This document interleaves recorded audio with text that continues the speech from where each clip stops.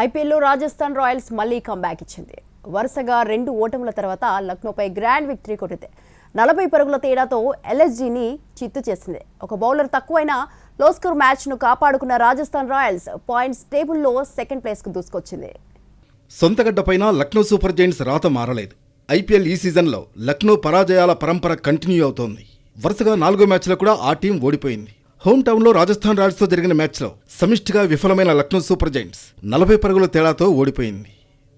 First batting చేసిన Rajasthan Royals 20 ఓవర్లలో 6 వికెట్లకు 159 పరుగులే చేసింది.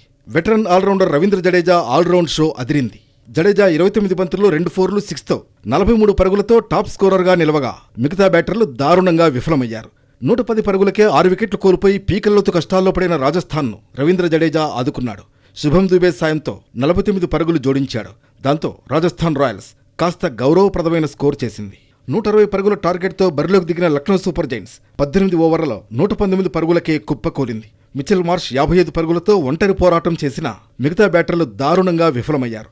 నికోలస్ పూరన్, హిమ్మత్ సింగ్ మినహా అందరూ సింగిల్ డిజిట్కే పరిమితమయ్యారు. మరీ దారుణం ఏంటంటే ఆయుష్ బదోని, రిషబ్ పంత్తో పాటు ఏడెన్ మార్క్రమ్ డకౌట్ అయ్యారు. చిన్న టార్గెట్ను కాపాడుకునే ప్రయత్నంలో రాజస్థాన్ ఆరంభంలోనే వికెట్లు తీసి పట్టు బిగించింది.